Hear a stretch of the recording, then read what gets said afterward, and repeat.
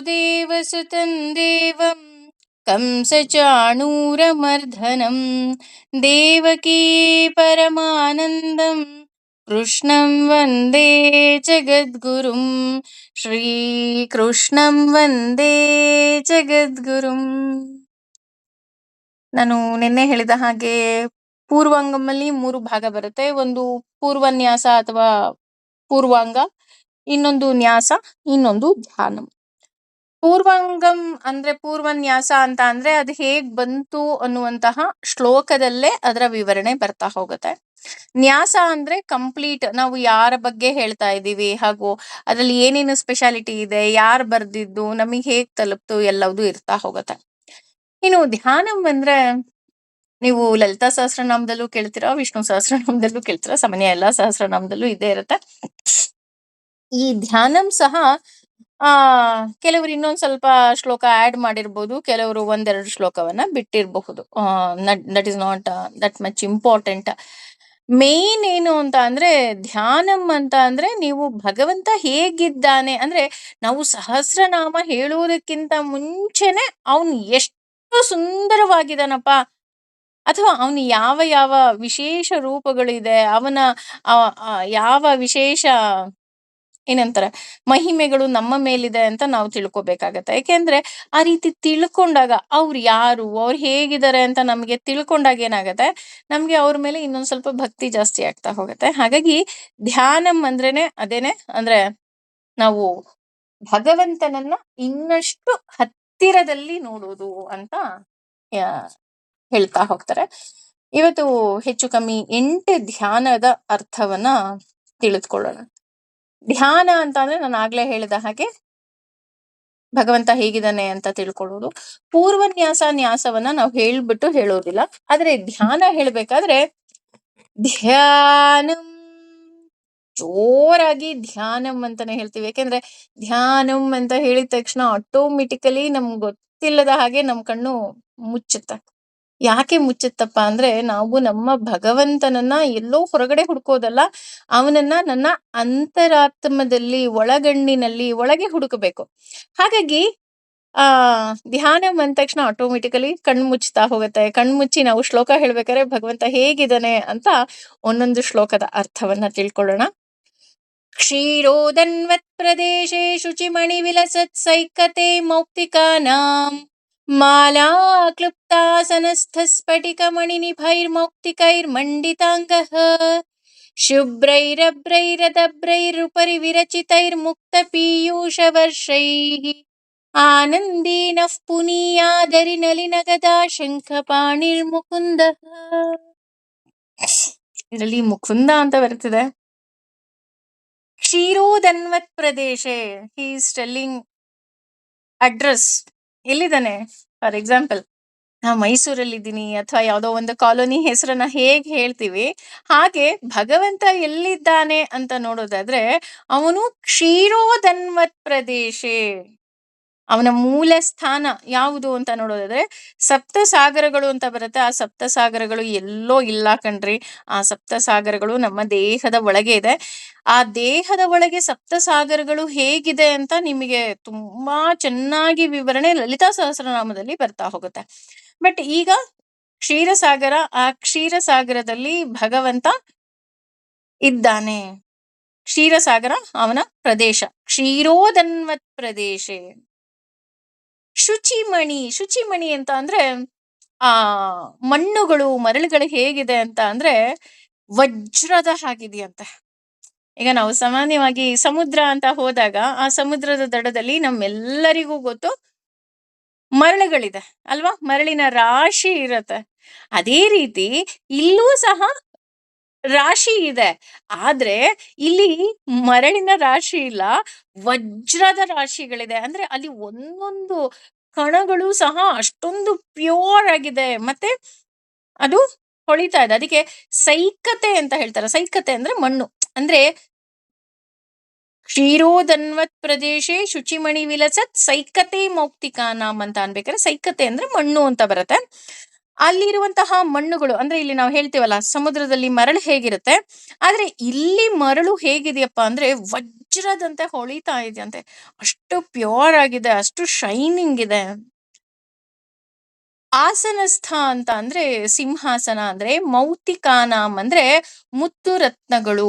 ಅಂದ್ರೆ ಇಲ್ಲಿ ಯಾಕೆ ಮುತ್ತು ರತ್ನ, ವಜ್ರ, ವೈಡೂರ್ಯ ಇದ್ರ ಬಗ್ಗೆ ಎಲ್ಲ ವಿವರಣೆ ಕೊಡ್ತಾ ಇದಾರಪ್ಪ ಅಂತ ನೋಡೋದಾದ್ರೆ, ಭಗವಂತ ಅಲಂಕಾರ ಪ್ರಿಯ.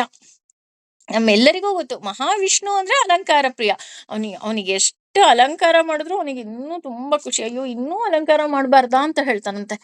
ಸಾಮಾನ್ಯವಾಗಿ ನಾವು ಸತ್ಯನಾರಾಯಣ ಸ್ವಾಮಿ ಪೂಜೆ ಮಾಡಿದಾಗ್ಲೂ ಅಥವಾ ನಾವು ಕಲ್ಯಾಣ ಮಾಡಿದಾಗ್ಲೂ ಅಂದ್ರೆ ಶ್ರೀನಿವಾಸ ಕಲ್ಯಾಣ ಮಾಡಿದಾಗ್ಲೂ ನಾವ್ ಏನ್ ಅಲಂಕಾರ ಮಾಡ್ಬೇಕು ಅಂತ ನಾವು ಹೂವು ಅಥವಾ ಅಲಂಕಾರದ ವಸ್ತುಗಳು ತಂದಿರ್ತೀವಿ, ಅದು ಮುಗಿಯೋಷ್ಟೊತ್ತಿಗೆ ಇನ್ನೂ ಹೆಚ್ಚಾಗಿರುತ್ತೆ. ಇನ್ಯಾರೋ ಇನ್ನೊಂದ್ ಸ್ವಲ್ಪ ಹೂ ತಂದ್ಕೊಡ್ಬೋದು ಅಥವಾ ಇನ್ಯಾರೋ ಇನ್ನೊಂದ್ ಸ್ವಲ್ಪ ಅಲಂಕಾರದ ವಸ್ತುಗಳನ್ನ ತಂದ್ಕೊಡ್ಬೋದು. ಬಿಕಾಸ್ ಅವನಿಗೆ ಹೇಗೆ ಬೇಕು ಹಾಗೆ ಅವನು ಅಲಂಕೃತನಾಗ್ತಾ ಹೋಗ್ತಾನೆ. ಹಾಗೇನೆ ಇಲ್ಲೂ ಅಷ್ಟೇ ಅವನು ಅಲಂಕೃತನಾಗಿದ್ದಾನೆ. ಹೇಗೆ ಅಲಂಕೃತನಾಗಿದ್ದಾನಪ್ಪ ಅಂತ ನೋಡೋದಾದ್ರೆ, ಅಲ್ಲೇ ಸಿಕ್ಕುವಂತಹ ಮುತ್ತು ರತ್ನ ವಜ್ರ ವೈಡೂರ್ಯ ಎಲ್ಲವುದರಿಂದ ಅವನೇ ಹಾರಗಳನ್ನ ಮಾಡಿಕೊಂಡು ಆತ ಶೋಭಿತನಾಗಿದ್ದಾನೆ. ಕೇವಲ ಅವನಷ್ಟೇ ಅಲ್ಲ, ಅವನಲ್ಲಿ ಇದ್ದಂತಹ ಆ ಸಿಂಹಾಸನವೂ ಸಹ ಅಷ್ಟು ಅಲಂಕೃತವಾಗಿದೆ. ಮಾಲಾ ಕ್ಲುಪ್ತ ಅಂತ ಅಂದ್ರೆ ವಿರಾಜಮಾನನಾಗಿದ್ದಾನೆ ಅನ್ನೋ ಅರ್ಥ ಬರ್ತಾ ಹೋಗುತ್ತೆ. ಅಂದ್ರೆ ಅಂತಹ ಸುಂದರವಾದ ವಿಜೃಂಭಣೆಯಿಂದ ವೈಭವದಿಂದ ಕೂಡಿದಂತಹ ಆ ಕ್ಷೀರ ಪ್ರದೇಶದಲ್ಲಿ ನನ್ನ ಭಗವಂತ ವಿರಾಜಮಾನನಾಗಿದ್ದಾನೆ. ಮಂಡಿತಾಂಗಹ ಅಂದ್ರೆ ಪರಮಾತ್ಮನಾಗಿದ್ದಾನೆ. ಅವನೇ ಪರಮಾತ್ಮ, ಅವನು ಬಿಟ್ರೆ ಇನ್ಯಾರು ಇರೋದಕ್ಕೆ ಸಾಧ್ಯವೇ ಇಲ್ಲ. ನಿಭೈರ್ ಅಂದ್ರೆ ಹೊಳೆಯುವುದು, ರಬ್ರೈರ್ ಅಂದ್ರೆ ಪಾರದರ್ಶಕ, ಶುಭ್ರೈರ್ ಅಂದ್ರೆ ಬಿಳಿಯಾದ ಮೋಡದ ರೀತಿಯಲ್ಲಿ ಅಂತ ನಾವ್ ಹೇಳ್ತೀವಲ್ಲ, ಶುಭ್ರೈರಬ್ರೈರದಬ್ರೈರ್ ಅಂದ್ರೆ ಅಲ್ಲಿಯ ನೀರೇನಿದೆ, ಕ್ಷೀರಸಾಗರ ಏನಿದೆ, ಅದು ತುಂಬಾ ಟ್ರಾನ್ಸ್ಪರೆಂಟ್ ಆಗಿದೆ ಅಂತಂದ್ರೆ ನಮಗೆ ನೀಟಾಗಿ ಕಾಣ್ತಾ ಇದೆ ಅಲ್ಲಿ ಏನಿದೆ ಏನಿಲ್ಲ, ಯಾವ ಮುತ್ತು ಯಾವ ರತ್ನ ಎಲ್ಲಿದೆ ಎಲ್ಲವೂ ಸಹ ತುಂಬಾ ಕ್ಲಿಯರ್ ಆಗಿ ನಮ್ಗೆ ಕಾಣ್ತಾ ಇದೆ. ಹಾಗೇನೆ ಅದು ಹೊಳಿತಾ ಇದೆ. ಅಂದ್ರೆ ಅದು ತುಂಬಾ ಟ್ರಾನ್ಸ್ಪರೆಂಟ್ ಆಗೂ ಇದೆ, ಹೊಳಿತಾ ಇದೆ. ಹಾಗೆ ಬಿಳಿಯ ಮೋಡಗಳು ರೀತಿ ಅಂತ ಯಾಕೆ ಹೇಳ್ತಿದ್ದಾರೆ ಅಂದ್ರೆ, ಅದು ಹೊಳಿತಾ ಇದೆ ಅಲ್ಲ, ಅದು ಹೊಳಿಬೇಕಾದ್ರೆ ನಮಗೆ ಹೇಗೆ ಕಾಣುತ್ತೆ ಅಂದ್ರೆ ಮುಕ್ತ ಪೀಯೂಷ ವರ್ಷೈಹಿ ಅಂತ ಮುಂದೆ ಹೇಳ್ತಾ ಹೋಗ್ತಾರೆ. ಅಂದ್ರೆ ಮೋಡ ಇನ್ನೇನು ಮಳೆ ಸುರಿಸ್ಬಿಡುತ್ತಾ, ಆದ್ರೆ ಬಿಳಿ ಮೋಡ ಇದೆ. ಬಿಳಿ ಮೋಡ ಇದ್ರೂ ಮಳೆ ಹೇಗೆ ಸುರಿಸುತ್ತೆ? ಸಾಮಾನ್ಯವಾಗಿ ಮಳೆ ಬರ್ಬೇಕು ಅಂದ್ರೆ ಕಪ್ಪು ಮೋಡ ಇರ್ಬೇಕು ಅಲ್ವಾ? ಕ್ಲೌಡ್ಸ್ ತುಂಬಾ ಡಾರ್ಕ್ ಆಗ್ಬಿಟ್ಟು ಮಳೆ ಬರುತ್ತೆ. ಆದ್ರೆ ಇದ್ದಕ್ಕಿದ್ದಾಗೆ ಒಂದ್ಸಲ ಬಿಸಿಲು ಮಳೆ ಬರುತ್ತೆ ಗೊತ್ತಾ?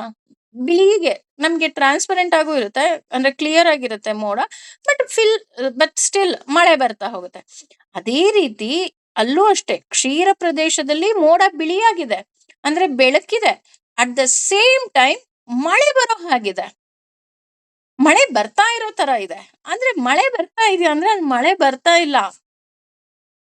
ಅದೇ ಮಳೆ ಬರ್ತಾ ಇರೋ ಹಾಗಿದೆ ಅಂತೀರಾ, ಮಳೆ ಬರ್ತಾ ಇಲ್ಲ ಅಂತೀರಾ ಅಂದ್ರೆ ಅಲ್ಲಿ ಎಷ್ಟು ಮುತ್ತು ರತ್ನ ವಜ್ರ ವೈಡೂರ್ಯ ಎಲ್ಲ ಇದೆ ಅಲ್ಲ, ಅಲ್ಲಿ ಒಂದೊಂದು ಮಣ್ಣಿನ ಕಣಗಳು ಸಹ ವಜ್ರದ ಹಾಗಿದೆ ಅಂದ ತಕ್ಷಣ ನಮ್ಗೆ ಒಂದು ವಜ್ರ ಇದ್ರೆ ಸಾಕು, ಎಷ್ಟು ಹೊಳೆಯುತ್ತೆ ಅಲ್ವಾ?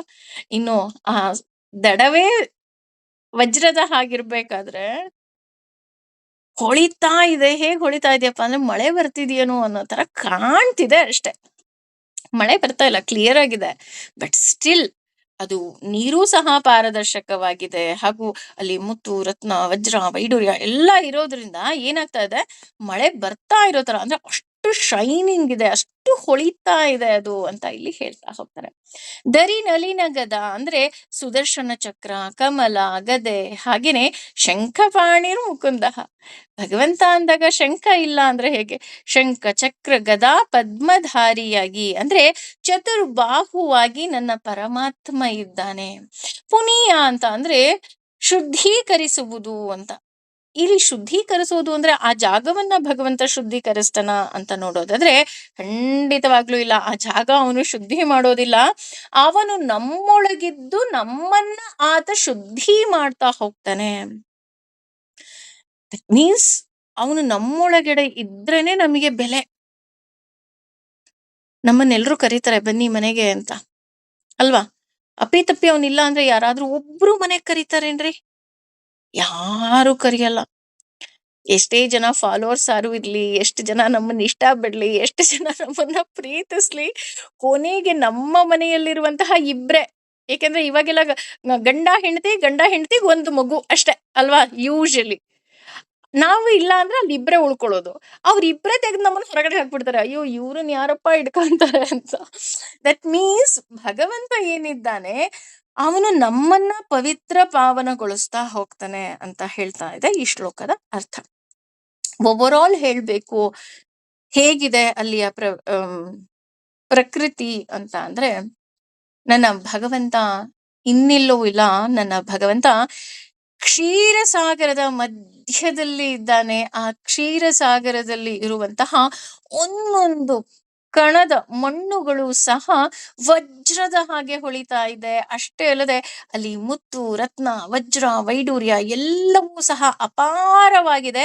ಆ ಅಪಾರವಿರುವುದರ ಜೊತೆಗೆ ಅದರಿಂದಲೇ ನನ್ನ ಭಗವಂತ ಇನ್ನಷ್ಟು ಮತ್ತಷ್ಟು ಅಲಂಕೃತನಾಗಿ ಬಹಳ ಸುಂದರವಾಗಿ ಕಾಣ್ತಾ ಇದ್ದಾನೆ. ಅವನಷ್ಟೇ ಅಲಂಕಾರ ಮಾಡ್ಕೊಂಡಿದ್ದಾನ ಅಂದ್ರೆ ಖಂಡಿತ ಇಲ್ಲ, ಅವನಷ್ಟೇ ಅಲಂಕಾರ ಮಾಡ್ಕೊಂಡಿಲ್ಲ. ಅವನ ಸಿಂಹಾಸನವನ್ನೂ ಸಹ ಅಷ್ಟೇ ಅಲಂಕೃತವಾಗಿ ಇಟ್ಕೊಂಡಿದ್ದಾನೆ. ಅದ್ರ ಜೊತೆ ತುಂಬಾ ಪಾರದರ್ಶಕವಾಗಿದೆ, ಬಿಳಿ ಮೋಡ ಇದೆ, ಹಾಗೂ ಅಲ್ಲಿರುವಂತಹ ವಜ್ರ ವೈಡೂರ್ಯಗಳ ಆ ಬೆಳಕಿನಿಂದ ಅಂದ್ರೆ ಅದು ಏನು ಹೊಳಿತಾ ಇದೆ, ಆ ಹೊಳೆಯುವಿಕೆಯಿಂದ ನನ್ನ ಭಗವಂತ ನಾನು ನೋಡ್ಬೇಕಾದ್ರೆ ಮಳೆ ಬರ್ತಾ ಇದೆಯೇನೋ, ಮಳೆನಲ್ಲಿ ನೆನೀತಾ ಇದ್ದಾನ ಭಗವಂತ ಅನ್ನೋ ಅಷ್ಟರ ಮಟ್ಟಿಗೆ ಅವನು ತುಂಬಾ ಸುಂದರವಾಗಿದ್ದಾನೆ. ಅವನು ಚತುರ್ಬಾಹುವಾಗಿದ್ದಾನೆ. ಅದರ ಒಟ್ಟಿಗೆ ಆತ ಶಂಖ ಚಕ್ರ ಗದಾ ಪದ್ಮಧಾರಿಯಾಗಿ ಆ ಸಿಂಹಾಸನದಲ್ಲಿ ರಾರಾಜಿಸ್ತಾ ಇದ್ದಾನೆ. ಅದರ ಜೊತೆಗೆ ಅವನು ನನ್ನನ್ನ ಪಾವನಗೊಳಿಸ್ತಾ ಇದ್ದಾನೆ. ನನ್ನನ್ನ ಪಾವನಗೊಳಿಸುವಂತಹ ಆ ನನ್ನ ಮುಕುಂದನಿಗೆ ನಾನು ಇನ್ನಷ್ಟು ಮತ್ತಷ್ಟು ಶರಣಾಗ್ತೀನಿ, ಹಾಗೂ ನಾನು ಅವನಿಗೆ ತಲೆ ಬಾಗ್ತೀನಿ. Because usually we will ask, ಭಗವಂತ ಏನ್ ಕೊಟ್ಟಿದ್ದಾನೆ ನಮಗೆ? ಭಗವಂತ ನನಗೆ ಮುಖ್ಯವಾಗಿ ಉಸಿರನ್ನ ಕೊಟ್ಟಿದ್ದಾನೆ, ಉಸಿರು ಕೊಟ್ಟಿದ್ದಾನೆ, ಜೀವನ ಕೊಟ್ಟಿದ್ದಾನೆ.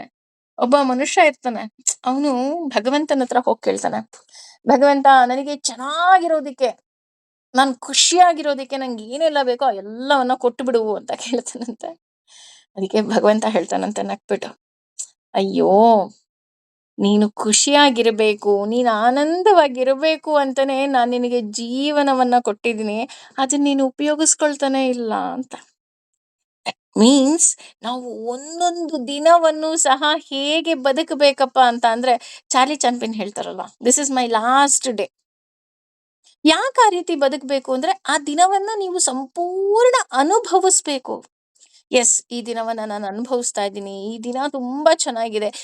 ನಾವು ನಮ್ಮ ಜೀವನವನ್ನ, ನಮ್ಮ ಬದುಕನ್ನ ಯಾವಾಗ ನಾವು ಸುಂದರ ಮಾಡ್ಕೊಳ್ತೀವಿ ಅಂದ್ರೆ, ಎಸ್, ಈಗ ಫಾರ್ ಎಕ್ಸಾಂಪಲ್ 1ನೇ ಕ್ಲಾಸಿಂದ 10ನೇ ಕ್ಲಾಸ್ವರೆಗೂ ಒಂದೇ ಸ್ಕೂಲಲ್ಲಿ ಓದಿದ ಮಗು 10ನೇ ಕ್ಲಾಸ್ ಬಂದ ತಕ್ಷಣ ಅದಕ್ಕೆ ತುಂಬಾ ಜವಾಬ್ದಾರಿ ಬರುತ್ತೆ. ಅಯ್ಯೋ ನನ್ನಿಂದ ನನ್ನ ಸ್ಕೂಲಿಗೆ ಒಳ್ಳೆ ಹೆಸರು ತರ್ಬೇಕಪ್ಪ ಅಂತ. ಯಾಕೆ ಅಂದ್ರೆ ದಟ್ ಇಸ್ ಲಾಸ್ಟ್ ಇಯರ್. ಇನ್ನು ಹತ್ರ ಬರ್ತಿದಂಗೆ ಇಲ್ಲ, ನನ್ನಿಂದ ಏನು ಪ್ರಾಬ್ಲಮ್ಸ್ ಆಗ್ಬಾರ್ದು ನನ್ನ ಸ್ಕೂಲಿಗೆ ಅಂತ ಯೂಶಲಿ ಸ್ಟೂಡೆಂಟ್ಸ್ ವಿಲ್ ಥಿಂಕ್. ಅದೇ ತರ ನಾವು ಅಷ್ಟೇ, ನನ್ನ ಭಗವಂತ ಈ ಜೀವನವನ್ನ ಕೊಟ್ಟಿದ್ದಾನೆ, ಈ ಬದುಕನ್ನ ಕೊಟ್ಟಿದ್ದಾನೆ. ನಾನು ಇಲ್ಲಿ ಒಂದೊಂದು ದಿನವನ್ನು ಸಹ ನಾನು ತುಂಬಾ ಆನಂದವಾಗಿ ಅನುಭವಿಸ್ಬೇಕು, ಜೀವಿಸ್ಬೇಕು. ಆ ಜೀವಿಸಿದಾಗಲೇ ಭಗವಂತನಿಗೆ ಖುಷಿ ಆಗೋದು. ಅಯ್ಯೋ ನಾನು ಇವನ್ ದೇಹದಲ್ಲಿ ಇದ್ರೂ ಸಹ ಅವನ್ ಜೀವಿಸಿದ್ನಪ್ಪ, ಅವನ್ ಖುಷಿಯಾಗಿದ್ನಪ್ಪ ಅಂತ, ಅಲ್ವಾ? ಹಾಗೆ ಭಗವಂತ ಈ ಮೊದಲನೇ ಶ್ಲೋಕದಲ್ಲಿ ಈ ಎಲ್ಲ ಅರ್ಥಗಳನ್ನ ಹೇಳ್ತಾ ಹೋಗ್ತಾನೆ. ಇನ್ನು ಮುಂದಿನ ಶ್ಲೋಕ ನೋಡೋದಾದ್ರೆ,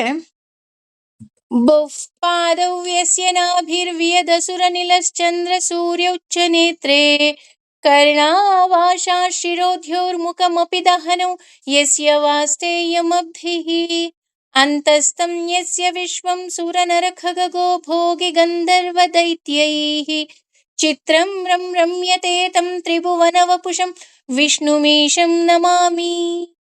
ಓಂ ನಮೋ ಭಗವತೆ ವಾಸುದೇವಾಯ. ಅವನು ಕ್ಷೀರಸಾಗರದಲ್ಲಿದ್ದಾನೆ. ಕ್ಷೀರಸಾಗರದ ಮಧ್ಯದಲ್ಲಿ ಸಿಂಹಾಸನ ಇದೆ. ಅಲ್ಲಿ ಅಲಂಕೃತನಾಗಿ ಕುತ್ಕೊಂಡಿದ್ದಾನೆ ಭಗವಂತ ಅಂತ ಏನು ಮೊದಲನೇ ಶ್ಲೋಕ ಹೇಳ್ತೋ, ಅದರ ಡೆಡ್ ಆಪೋಸಿಟ್ ಭಗವಂತ ಹೇಗಿದ್ದಾನೆ ಅಂತ ಈ ಶ್ಲೋಕ ಹೇಳ್ತಾ ಇದೆ.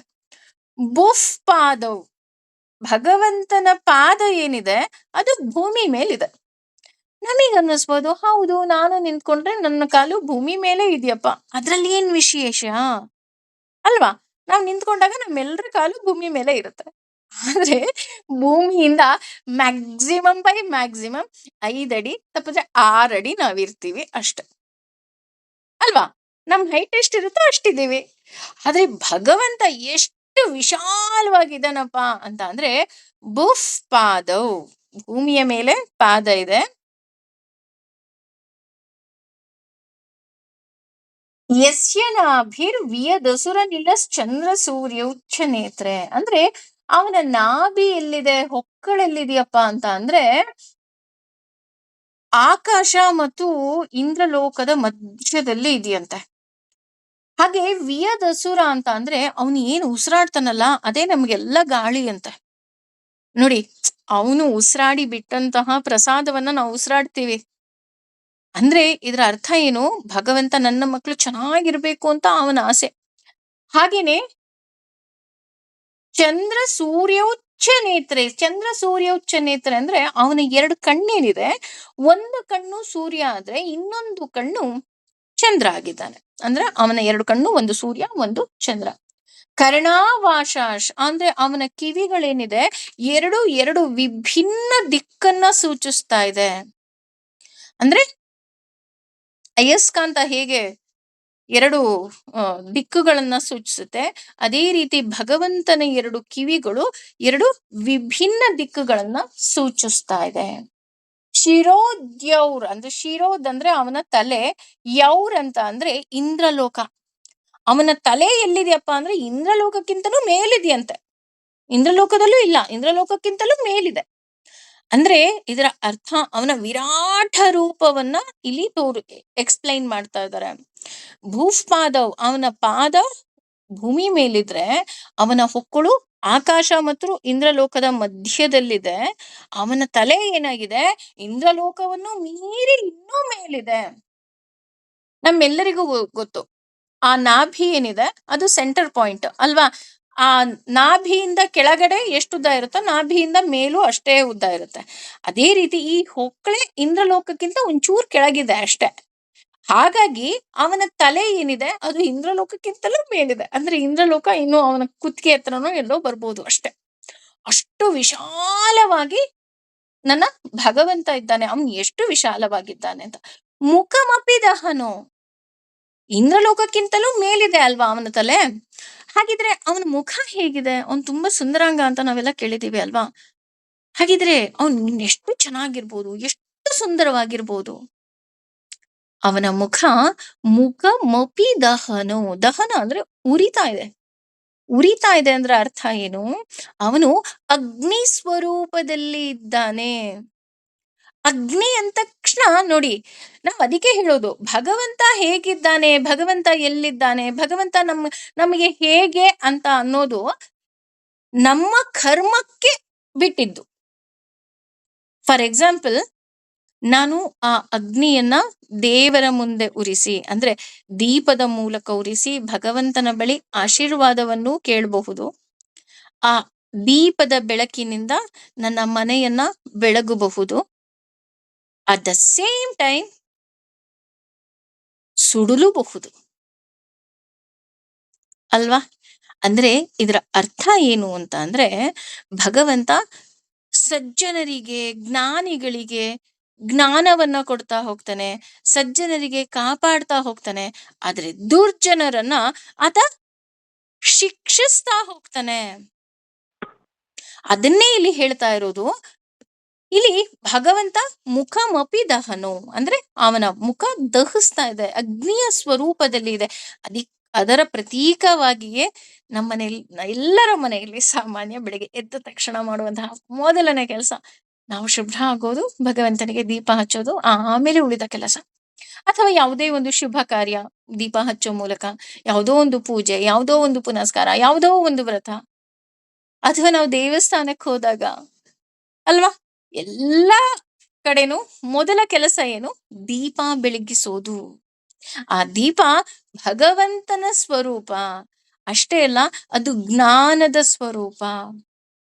ಹಾಗಾಗಿ ಭಗವಂತನ ಮುಖ ಏನಿದೆ, ಮುಖಮಪಿ ದಹನು, ಅಂದ್ರೆ ಅವನು ಅಗ್ನಿಯ ರೀತಿಯಲ್ಲಿ ಇದ್ದಾನೆ.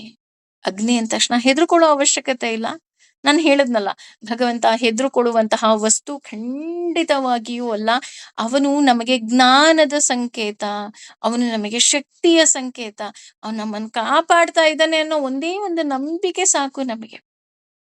ಹಾಗಾಗಿ ಮುಖಮಪಿ ದಹನು. ಯಸ್ಯ ವಾಸ್ಥೇಯಮಬ್ಧಿಹಿ. ಯಸ್ಯ ವಾಸ್ಥೇಯ ಅಂದ್ರೆ ಅವನ ಹೊಟ್ಟೆಯ ಒಳಗೆ ಇಡೀ ಪ್ರಪಂಚವೇ ಅಡಗಿದೆ. ಸೃಷ್ಟಿ ಕಾಲದಲ್ಲಿ ಎಲ್ಲವನ್ನ ಸ್ಥೂಲ ರೂಪಕ್ಕೆ ಹೊರತಂದು ಸೃಷ್ಟಿ ಮಾಡುವ ಭಗವಂತ ಪ್ರಳಯ ಕಾಲದಲ್ಲಿ ಎಲ್ಲವನ್ನ ಕಬಳಿಸಿ ತನ್ನ ಉದರದ ಒಳಗೆ ಸೂಕ್ಷ್ಮ ಸ್ವರೂಪಿಯಾಗಿ ಇಟ್ಕೊಂತಾನೆ. ಅವನ ಹೊಟ್ಟೆಲಿ ಏನೇನಿದೆ? ಇಡೀ ವಿಶ್ವ ಇದೆ ಅಂತ ತಿಳ್ಕೊಂಡ್ವಿ. ಇಡೀ ವಿಶ್ವದ ಜೊತೆ ಸುರ ನರ ಖಗೋ ಭೋಗಿ ಗಂಧರ್ವ ದೈತ್ಯೈಹಿ ಅಂತ ಒಂದು ಲೈನ್ ಬರ್ತಾ ಇದೆ. ಅಂದ್ರೆ ಸುರ ನರ ಖಗೋ ಭೋಗಿ ಗಂಧರ್ವ ದೈತ್ಯೈಹಿ ಅಂತಂದ್ರೆ ಅಂತಸ್ತಂ ಯಸ್ಯ ವಿಶ್ವಂ. ಅಂತಸ್ತಂ ಅಂದ್ರೆ ಒಳಗಡೆ, ಯಸ್ಯ ವಿಶ್ವಂ. ಯಸ್ಯ ವಿಶ್ವಂ ಅಂದ್ರೆ ಇಡೀ ಪ್ರಪಂಚನೇ ಅವನ ಹೊಟ್ಟೆ ಒಳಗಿದೆ. ಅದಕ್ಕೆ ಅವನನ್ನ ರತ್ನಗರ್ಭ ಅಂತ ಕರೆಯೋದು. ಅವನ ಹೊಟ್ಟೆ ಒಳಗಡೆ ಏನೇನಿದೆ ಅಂದ್ರೆ ಸುರ ನರ ಖಗೋ ಭೋಗಿ ಗಂಧರ್ವ ದೈತ್ಯೈಹಿ ಅಂತ ಅಂದ್ರೆ ಸುರರು, ನರರು, ಪ್ರಾಣಿಗಳು, ಪಕ್ಷಿಗಳು, ಹಾವುಗಳು, ಗಂಧರ್ವರು, ರಾಕ್ಷಸರು ಎಲ್ಲ ಇದ್ದಾರೆ. ತಕ್ಷಣ ನಮ್ಗನ್ಸುತ್ತೆ, ಅಯ್ಯೋ ದೇವ, ಮನುಷ್ಯರು ಇದ್ದಾರೆ, ಪ್ರಾಣಿನೂ ಇದೆ, ಪಕ್ಷಿನೂ ಇದೆ, ಹಾವು ಇದೆ, ಗಂಧರ್ವರು ಇದ್ದಾರೆ, ಸುರರು, ಅಸುರರು ಎಲ್ರೂ ಇದ್ದಾರೆ ಅವನ ಹೊಟ್ಟೆ ಒಳಗೆ. ಅಂದ್ರೆ ಹಾಗಿದ್ರೆ ಎಲ್ರೂ ಜಗಳ ಕಾಯ್ತಾ ಇದ್ದಾರಾ? ಕಿತ್ತಾಡ್ತಾ ಇದ್ದಾರಾ? ಯುದ್ಧ ಮಾಡ್ತಾ ಇದ್ದಾರಾ? ಇಲ್ಲ. ಚಿತ್ರಂ ರಂ ರಮ್ಯತೀತಂ. ಚಿತ್ರಂ ರಂ ಅಂತ ಅಂದ್ರೆ ಎಲ್ಲರೂ ಸಂತೋಷವಾಗಿದ್ದಾರೆ. ಯಾರು ವಿತೌಟ್ ಎನಿ ಕಂಪ್ಲೇಂಟ್, ಯಾರು ಇಲ್ಲಿ ಕಂಪ್ಲೇಂಟೇ ಮಾಡ್ತಾ ಇಲ್ಲ. ಎಲ್ರು ಫುಲ್ ಖುಷಿಯಾಗಿದ್ದಾರೆ, ಎಲ್ರು ಸಂತೋಷವಾಗಿದ್ದಾರೆ. ಯಾಕೆ ಅಂತ ಅಂದ್ರೆ ಅಂತಸ್ತಂ ಯಸ್ಯ ವಿಶ್ವಂ ಚಿತ್ರಂ ರಂ ರಮ್ಯತೀತಂ ತ್ರಿಭುವನ ವಪುಷಂ ವಿಷ್ಣುಮೀಶಂ ನಮಾಮಿ. ಅಂದ್ರೆ ಅಂತಹ ಮಹಾವಿಷ್ಣು, ಅವನು 3 ಲೋಕಗಳ ಒಡೆಯ ಅಂತಹ ವಿಷ್ಣುವಿಗೆ ನಾನು ನಮಸ್ಕಾರ ಮಾಡ್ತಾ ಇದ್ದೀನಿ. ಓಂ ನಮೋ ಭಗವತೆ ವಾಸುದೇವಾಯ. ಅವನು ವಾಸುದೇವನ ಮಗ, ಹಾಗಾಗಿ ನಾನು ಅವನಿಗೆ ಸಾಷ್ಟಾಂಗ ನಮಸ್ಕಾರವನ್ನ ಮಾಡ್ತಾ ಇದ್ದೀನಿ. ಅಂದ್ರೆ ಓವರ್ ಆಲ್ ಈ ಶ್ಲೋಕದ ಅರ್ಥ ಹೇಗಿದೆ ಅಂತ ನೋಡೋದಾದ್ರೆ, ಅವನ ಪಾದ ಭೂಮಿಯ ಮೇಲಿದೆ, ಅವನ ಹೊಕ್ಕಳು ಆಕಾಶ ಮತ್ತು ಇಂದ್ರಲೋಕದ ಮಧ್ಯದಲ್ಲಿದೆ, ಹಾಗೂ ಅವನ ತಲೆ ಇಂದ್ರಲೋಕಕ್ಕೂ ಮೀರಿ ಮೇಲೆ ಇದೆ. ಅವನ 2 ಕಣ್ಣುಗಳೇ ಸೂರ್ಯ ಮತ್ತು ಚಂದ್ರರಾದರೆ ಅವರ 2 ಕಿವಿಗಳು 2 ವಿಭಿನ್ನ ದಿಕ್ಕುಗಳನ್ನ ಸೂಚಿಸ್ತಾ ಇದೆ. ಅದರ ಜೊತೆಗೆ ಅವನ ಮುಖ ಅಗ್ನಿಯ ಹಾಗೆ ಜ್ವಲಿಸ್ತಾ ಇದೆ, ಉರಿತಾ ಇದೆ. ಅದಕ್ಕೆ ಕಾರಣ ಆತ ಶಿಷ್ಟರನ್ನ ರಕ್ಷಣೆ ಮಾಡಿದ್ರೆ ದುಷ್ಟರನ್ನ ಸಂಹಾರ ಮಾಡ್ತಾನೆ. ಅದರ ಜೊತೆಗೆ ಅವನು ಉಸಿರಾಡುವ ಗಾಳಿಯೇ ನಾವು ಉಸಿರಾಡ್ತಾ ಇದ್ದೀವಿ. ಅದರ ಜೊತೆಗೆ ಅವನ ಹೊಟ್ಟೆಯ ಒಳಗೆ ಪ್ರಳಯ ಕಾಲದಲ್ಲಿ ಎಲ್ಲ ತನ್ನ ವಿಶ್ವವನ್ನ ಸೂಕ್ಷ್ಮ ರೂಪಿಯಾಗಿ ಆತ ತನ್ನ ಉದರದಲ್ಲಿ ಇಟ್ಕೊಂಡಿದ್ದಾನೆ. ಅವನ ಉದರದಲ್ಲಿ ಸುರರು, ಗಂಧರ್ವರು, ಹಾವು, ಪಕ್ಷಿಗಳು ಎಲ್ಲರೂ ಸಹ ಇದ್ದಾರೆ. ಎಲ್ಲರೂ ಇದ್ದರೂ ಸಹ ಯಾರೂ ಜಗಳ ಕಾಯದೆ ಸಂತೋಷದಿಂದ ಇದ್ದಾರೆ. ಅಂತಹ 3 ಲೋಕದ ಸ್ವಾಮಿಯಾದ ವಾಸುದೇವನ ಮಗನಿಗೆ ನಾನು ಸಾಷ್ಟಾಂಗ ನಮಸ್ಕಾರಗಳನ್ನ ಮಾಡ್ತಾ ಇದ್ದೀನಿ ಅಂತ ಹೇಳ್ತಾ ಇದೆ 2ನೆಯ ಶ್ಲೋಕ.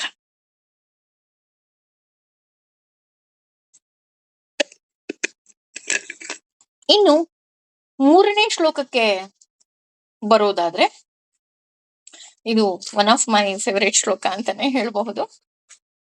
ಶಾಂತಾಕಾರಂ ಭುಜಗಶಯನಂ ಪದ್ಮನಾಭಂ ಸುರೇಶಂ ವಿಶ್ವಾಧಾರಂ ಗಗನ ಸದೃಶಂ ಮೇಘವರ್ಣಂ ಶುಭಾಂಗಂ ಲಕ್ಷ್ಮೀಕಾಂತಂ ಕಮಲನಯನಂ ಯೋಗಿರಧ್ಯಾನಗಮ್ಯಂ ವಂದೇ ವಿಷ್ಣುಂ ಭವಭಯಹರಂ ಸರ್ವಲೋಕೈಕನಾಥಂ. ಈ ಶ್ಲೋಕವನ್ನ ಸಾಮಾನ್ಯ ನಾವು ಮನೆಯಲ್ಲಿ ಪೂಜೆ ಮಾಡ್ಬೇಕಾದ್ರೆ ಎಲ್ರೂ ಹೇಳುವಂತ ಶ್ಲೋಕ ಅಲ್ವಾ. ಇವತ್ತು ನಾನು ವಿಷ್ಣು ಸಹಸ್ರನಾಮವನ್ನ ಹೇಳ್ತಾ ಇದ್ದೀನಿ ಅಥವಾ ಅದರ ಅರ್ಥವನ್ನ ತಿಳ್ಕೊಂಡಿದ್ದೀನಿ ಅಂದ್ರೆ ಅದಕ್ಕೆ ಮುಖ್ಯ ಕಾರಣ ಇದು ಸಹ ಒಂದು. ಮೇನ್ ಆಗಿ ಅನನ್ಯಾಸ್ ಚಿಂತೆಯಂತೋಮ, ಹಾಗೇನೆ ನಮ್ಮ ಮನೆಯಲ್ಲೂ ಸಹ ಎಲ್ಲರ ಮನೆಯಲ್ಲಿ ಹೇಳೋ ಹಾಗೆ ಈ ಶ್ಲೋಕವನ್ನ ಹೇಳೋರು. ಆದ್ರೆ ವಿಷ್ಣು ಸಹಸ್ರನಾಮ ಕಲ್ತಾಗ್ಲೇ ನನಗೂ ಗೊತ್ತಾಗಿದ್ದು ಇದು ವಿಷ್ಣು ನಾಮದ ಧ್ಯಾನಂ ಶ್ಲೋಕದಲ್ಲಿ ಇದೆ ಅಂತ. ಅಂದ್ರೆ ನೋಡಿ ಎಷ್ಟು ಸುಂದರ ಅಂತ ಅಂದ್ರೆ ನಾವ್ ಹೇಗಿರ್ಬೇಕು ಅಂತ ಭಗವಂತನ ಈ ರೂಪ ಹೇಳ್ಕೊಡ್ತಾ ಹೋಗುತ್ತೆ. ಬಿಕಾಸ್ ಎಲ್ಲರಿಗೂ ಜೇನುತುಪ್ಪ ತುಂಬಾ ಇಷ್ಟ ಅಲ್ವಾ. ಸಿಹಿ ಯಾರಿಗಿಷ್ಟ ಇಲ್ಲ, ಎಲ್ರಿಗೂ ಇಷ್ಟ. ಕೊನೆ ಪಕ್ಷ ಜೇನುತುಪ್ಪ ತಿನ್ನದೇ ಇದ್ದವರು ಸಹ ಈ ವ್ರತದ ಸಮಯದಲ್ಲಿ ಅಭಿಷೇಕಕ್ಕೆ ಅಂತ ಜೇನುತುಪ್ಪವನ್ನ ತಗೊಂಡ್ಬರೋದು ಉಂಟು ಅಲ್ವಾ. ಆದ್ರೆ ಜೇನನ್ನ ಯಾರು ಇಷ್ಟಪಡ್ತಾರ? ಯಾರು ಇಷ್ಟಪಡಲ್ಲ. ಯಾಕೆ ಇಷ್ಟಪಡಲ್ಲ? ಜೇನುತುಪ್ಪ ಸಿಹಿ ಆಗಿರುತ್ತೆ, ಅದು ನಮಗ್ ಬೇಕು. ಆದ್ರೆ ಜೇನ್ ಇಷ್ಟ ಇಲ್ಲ. ಯಾಕೆ ಅಂದ್ರೆ ಅದು ಕಚ್ಚಿಬಿಡುತ್ತೆ. ರೈಟ್? ಇದ್ರ ಅರ್ಥ ನಾವು ಅಷ್ಟೇ ಕಚ್ಚೋ ಹಾಗಿರ್ಬಾರ್ದು. ಆಗ ಯಾರು ನಮ್ಮನ್ನ ಇಷ್ಟಪಡೋದಿಲ್ಲ. ಯಾರು? ಯಾಕೆ? ನಮ್ಮನೇಲಿರೋರೇ ಇಷ್ಟಪಡೋದಿಲ್ಲ ಅಲ್ವಾ. ಯಾವಾಗ್ಲೂ ಕೂಗಾಡ್ತಾ ಇದ್ರೆ, ಯಾವಾಗ್ಲೂ ಸಿಟ್ಟು ಮಾಡ್ಕೊಳ್ತಾ ಇದ್ರೆ, ಯಾವಾಗ್ಲೂ ಬೈತಾ ಇದ್ರೆ ಇಷ್ಟಪಡ್ತಾರ ಯಾರಾದ್ರು? ಯಾರು ಇಷ್ಟಪಡಲ್ಲ. ಹಾಗಿದ್ರೆ ಹೇಗಿರ್ಬೇಕು? ಶಾಂತವಾಗಿದ್ರೇನೆ ಎಲ್ರಿಗೂ ಇಷ್ಟ ಕಣ್ರಿ ಅಲ್ವಾ. ಸೊ ಶಾಂತಾಕಾರಂ, ಶಾಂತಯುಕ್ತವಾದ ಆಕಾರ ಆತನದ್ದು. ಅಂದ್ರೆ ನೀವು ಪ್ರಸನ್ನವದನ ಅಂತ ನಮಗ್ ಗೊತ್ತು, ಯಾವಾಗ್ಲೂ ನಗ್ತಾ ಇರ್ತಾನೆ. ಅದ್ರ ಜೊತೆ ಅವನಲ್ಲಿ ಪ್ರಶಾಂತತೆ ಇದೆ. ಪ್ರಶಾಂತತೆ ಯಾಕಿದೆ ಅಂದ್ರೆ ಅವನಿಗೆಲ್ಲವೂ ಸಹ ತಿಳಿದಿದೆ. ಫಾರ್ ಎಕ್ಸಾಂಪಲ್, ಫಸ್ಟ್ ಟೈಮ್ ನಾವ್ ಯಾವುದೇ ಒಂದು ಆಟ ಆಡ್ಬೇಕಾದ್ರೂ ನಮ್ಗೆ ಅದು ಹೇಗಿರುತ್ತೆ ಅಂತ ಗೊತ್ತಿರೋದಿಲ್ಲ. ಬಟ್ ಸೆಕೆಂಡ್ ಟೈಮ್ ಆಟ ಆಡ್ಬೇಕಾದ್ರೆ ನಮಗೆ ಗೊತ್ತಿರುತ್ತೆ, ಇದು ಹೀಗೀಗೆ ಈ ಆಟದ ರೂಲ್ಸ್ ಇದೆ, ಈ ಆಟದ ರೆಗ್ಯುಲೇಷನ್ ಇದೆ, ಇದು ನೆಕ್ಸ್ಟ್ ಹೀಗೆ ಇರುತ್ತೆ. ಫಾರ್ ಎಕ್ಸಾಂಪಲ್ ನಾವು ಟೊರೊಟೊರದಲ್ಲಿ ಕೂತ್ಕೋಬಹುದು, ಜಾಯಿಂಟ್ ವೀಲ್ ಅಲ್ಲಿ ಕೂತ್ಕೋಬಹುದು. ಫಸ್ಟ್ ಟೈಮ್ ಕೂತಾಗ ಭಯ, ಅಯ್ಯೋ ಹೊಟ್ಟೆ ಎಲ್ಲ ಗುಳುಗುಳುಗುಳುಗುಳು ಆಗ್ಬಿಡ್ತೀರಿ ಅಂತ. ಬಟ್ ನೆಕ್ಸ್ಟ್ ಟೈಮ್ ನಮಗೆ ಗೊತ್ತು, ಅಯ್ಯೋ ಇದು ಹೀಗೆ ಇರೋದು. ಹಾಗೇನೆ ಇಲ್ಲಿ ಭಗವಂತನಿಗೆ ಇಡೀ ಪ್ರಪಂಚದಲ್ಲಿ ಏನೇನಾಗ್ತದೆ ಅಂತ ಅವನಿಗೆ ಗೊತ್ತು.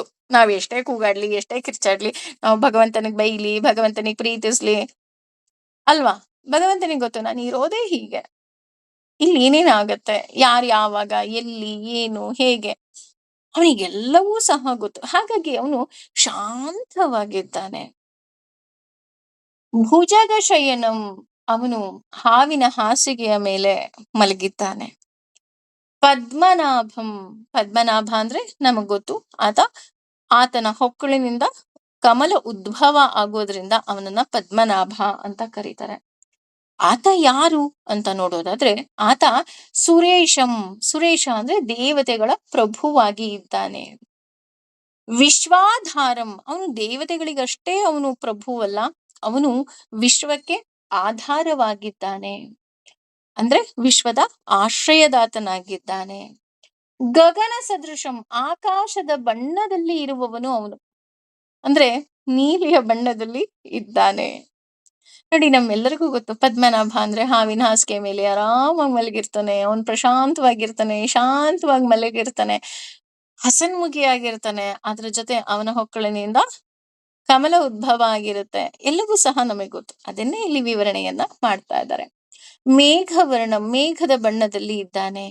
ಆತ ಶುಭಾಂಗಂ, ಶುಭಾಂಗಂ ಅಂತ ಅಂದ್ರೆ ದೇಹದ ಎಲ್ಲ ಭಾಗಗಳು ಸಹ ಶುಭಕರ ಹಾಗೂ ಶ್ರೇಯಸ್ಕರವಾದುದು. ಇಲ್ಲಿ ನಾವು ಒಂದು ತಿಳ್ಕೋಬೇಕು, ಶುಭಾಂಗಂ ಅಂತ ಅನ್ಬೇಕಾದ್ರೆ ಕೇವಲ ಭಗವಂತನೊಬ್ಬನೇ ಶುಭಾಂಗ ಅಲ್ಲ, ನಾವೂ ಸಹ ಶುಭಾಂಗರೇ. ಯಾಕೆ ಅಂತಂದ್ರೆ ನನ್ನ ದೇಹದಲ್ಲಿ ಭಗವಂತ ಇದ್ದಾನೆ ಅಂತ ಅಂದಾಗ ನಾವೇನ್ ಅನ್ಕೊಂತೀವಿ, ಅಯ್ಯೋ ಇದು ಎಡಗೈ, ಈ ಕೈಯಲ್ಲಿ ಕೆಲಸ ಮಾಡಬಾರ್ದು, ಇದು ಬಲಗೈ, ಈ ಕೈಯಲ್ಲಿ ಮಾತ್ರ ಕೆಲಸ ಮಾಡ್ಬೇಕು, ಅಯ್ಯೋ ಇದು ಬಲ್ಗಾಲು, ಇದು ಎಡಗಾಲು. ನೋ, ನಮ್ಮ ದೇಹದಲ್ಲಿ ಇರುವ ಪ್ರತಿಯೊಂದು ಭಾಗಗಳೂ ಸಹ ಶುಭವೇ. ಇದಕ್ಕೆ ಬೆಸ್ಟ್ ಕತೆ ಹೇಳ್ಬೇಕು ಅಂತ ಅಂದ್ರೆ, ತುಂಬಾ ಜನ ಕೇಳಿದೀರಾ ಅಂತ ಅನ್ಕೊಳ್ತೀನಿ. ಕರ್ಣನ ಕತೆ. ಕರ್ಣ ಒಮ್ಮೆ ಏನ್ ಮಾಡ್ತಾ ಇರ್ತಾನೆ, ಬಲಗೈಯಲ್ಲಿ ಎಣ್ಣೆಯನ್ನ ತಗೊಂಡು ದೇಹಕ್ಕೆಲ್ಲ ಹಚ್ಕೊಳ್ತಾ ಕೂತಿರ್ತಾನೆ. ಹಾಗೆ ಹಚ್ಕೊಂಡು ಕೂತ್ಕೋಬೇಕಾದ್ರೆ ಯಾರೋ ಒಬ್ಬ ಬಂದು, ಬಡ ಬ್ರಾಹ್ಮಣ, ಅವನು ದಾನವನ್ನ ಕೇಳ್ತಾನೆ, ನನಗೆ ದಾನವನ್ನ ಕೊಡು ಅಂತ. ತಕ್ಷಣ ಏನ್ ಮಾಡ್ತಾನೆ, ಅವನ ಎಡಗೈ ಎಣ್ಣೆ ಆಗಿರಲ್ಲ, ಅವನು ಬಿಚ್ಚಿಟ್ಟಂತಹ ಕೆಲವು ಒಡವೆಗಳಿರುತ್ತೆ, ಆ ಒಡವೆಗಳನ್ನ ಸುಮ್ನೆ ಹೀಗೆ ತಗೊಂತಾನೆ, ಅದನ್ನು ದಾನ ಮಾಡ್ಬಿಡ್ತಾನೆ. ಆ ಅಲ್ಲಿ ಇದ್ದಂತಹ ಒಬ್ಬ ವ್ಯಕ್ತಿ ಕೇಳ್ತಾರೆ, ನೀನು ಬಲಗೈಯಲ್ಲಿ ಕೊಡ್ಬೇಕಾಗಿತ್ತು, ಎಡಗೈಯಲ್ಲಿ ಯಾಕೆ ಕೊಟ್ಟೆ, ತಪ್ಪಲ್ವಾ? ನೀನ್ ಎಡಗೈಲಿ ಕೊಡ್ಬಾರ್ದಾಗಿತ್ತು, ಬಲಗೈಯಲ್ಲೇ ಕೊಡ್ಬೇಕಿತ್ತು, ಹೋಗಿ ಒಂಚೂರು ಕೈ ತೊಳ್ಕೊಂಡ್ ಬಂದು ಕೊಟ್ಟಿದ್ದಿದ್ರೆ ಆಗ್ತಿತ್ತಲ್ವಾ ಅಂತ ಕೇಳ್ತಾರೆ. ಆಗ ಕರ್ಣ ಹೇಳ್ತಾನೆ, ನಾನು ಇಲ್ಲಿಂದ ಎದ್ದು ಹೋಗಿ ಕೈ ತೊಳ್ಕೊಳ್ಳೋ ಅಷ್ಟೊತ್ತಿಗೆ ನನ್ನ ಮನಸ್ಸು ಅದ್ ಕೊಡ್ಬೇಕು ಅಂತ ಅನ್ನಿಸದೇ ಇರಬಹುದು, ಚಾನ್ಸಸ್ ಅದೇ. ಹಾಗಾಗಿ ನನಗ್ ಕೊಡ್ಬೇಕು ಅಂದ ತಕ್ಷಣ ನನಗೇನ್ ಬಲಗೈ ಅಂತ ಏನಿಲ್ಲ, ದಾನ ಅವನು ಕೇಳ್ದ, ಕೊಡ್ಬೇಕು ಅನ್ನಿಸ್ತು, ತಕ್ಷಣ ಕೊಟ್ಬಿಟ್ಟೆ ಅಂತ. ಸೊ ಇಲ್ಲಿ ಭಗವಂತ ಶುಭಾಂಗ ಅಂದ್ರೆ ಕರ್ಣನಲ್ಲೂ ಭಗವಂತ ಇದ್ದ ಅಲ್ವಾ, ಅಂದ್ರೆ ನಮ್ಮೆಲ್ಲರಲ್ಲೂ ಭಗವಂತ ಇದ್ದಾನೆ. ಹಾಗಾಗಿ ಭಗವಂತನ ಒಂದೊಂದು ಅಂಗಗಳೂ ಸಹ ಶ್ರೇಷ್ಠ. ಇದನ್ನ ಯಾವಾಗ ನಾವು ನಮ್ಮ ತಲೆಗೆ ಹೇಳ್ತೀವಿ, ನಮ್ಮ ಬುದ್ಧಿಗೆ ಹೇಳ್ತೀವಿ, ನಮ್ಮ ಮನಸ್ಸಿಗೆ ಹೇಳ್ತೀವಿ, ಆಗ ನಮಗೆ ನಾವು ನೋಡುವಂತಹ ದೃಷ್ಟಿಕೋನ ಬದಲಾಗ್ತಾ ಹೋಗುತ್ತೆ. ಲಕ್ಷ್ಮೀಕಾಂತಂ, ಅವನೊಬ್ನೇ ಇದ್ದಾನ ಅಂತ ನೋಡೋದಿದ್ರೆ ಇಲ್ಲ ರೀ, ಅವನ ಜೊತೆ ಮಹಾಲಕ್ಷ್ಮಿಯೂ ಸಹ ಇದ್ದಾಳೆ.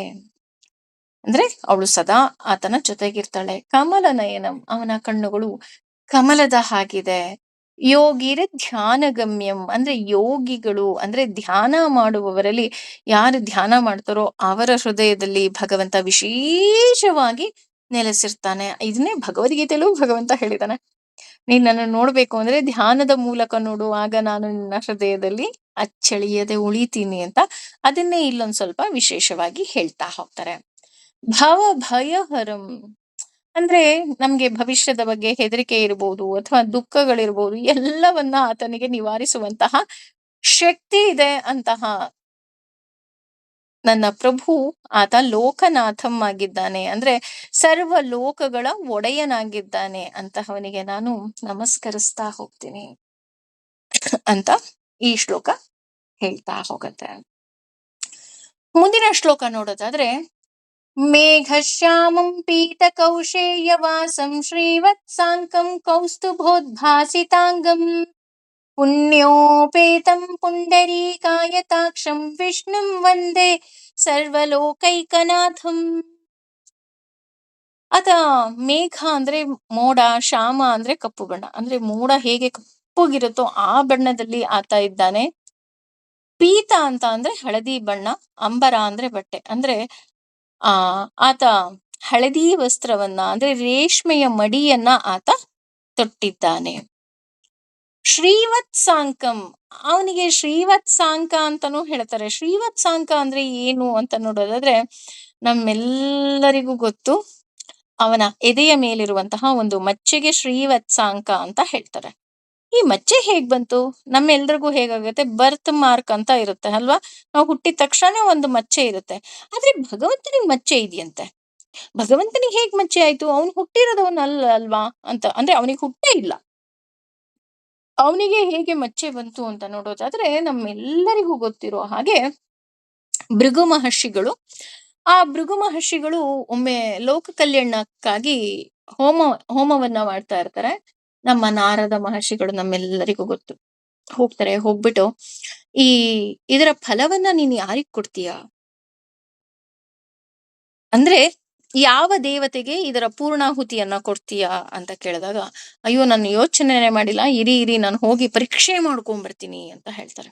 ನೋಡಿ, ದೇವತೆಗಳನ್ನ ಪರೀಕ್ಷೆ ಮಾಡೋದಿಕ್ಕೆ ನಾವ್ಯಾರು ಅನ್ನುವಂತಹ ಒಂದು ಚಿಕ್ಕ ಜ್ಞಾನ ಆ ಸಮಯದಲ್ಲಿ ಅವರಿಗೆ ಮರೆಮಾಚ್ಬಿಟ್ಟಿರುತ್ತೆ. ಹಾಗಾಗಿ ಪರೀಕ್ಷೆ ಮಾಡೋದಕ್ಕೋಸ್ಕರ ಹೋಗ್ತಾರೆ. ಪರೀಕ್ಷೆ ಮಾಡೋದಿಕ್ ಹೋದಾಗ ನಮ್ಮೆಲ್ಲರಿಗೂ ಗೊತ್ತಿರೋ ಹಾಗೆ ಬ್ರಹ್ಮ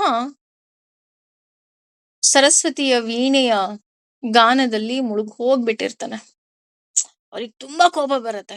ಕೋಪ ಬಂದು, ಇನ್ನು ಮುಂದೆ ನಿನ್ಗೆ ಭೂಲೋಕದಲ್ಲಿ ಪೂಜೆನೇ ಇರಬಾರ್ದು ಅಂತ ಶಾಪ ಕೊಟ್ಬಿಡ್ತಾರೆ. ಇನ್ನು ಕೈಲಾಸಕ್ಕೆ ಹೋಗ್ತಾರೆ. ಕೈಲಾಸಕ್ಕೆ ಹೋದಾಗ ಅಲ್ಲೂ ಸಹ ಭಗವಂತ ಪಾರ್ವತಿಯ ಜೊತೆ ನೃತ್ಯವನ್ನ ಮಾಡ್ತಾ ಇರ್ತಾರೆ. ಅವ್ರಿಗಿನ್ನೂ ಕೋಪ ಬಂದ್ಬಿಡುತ್ತೆ.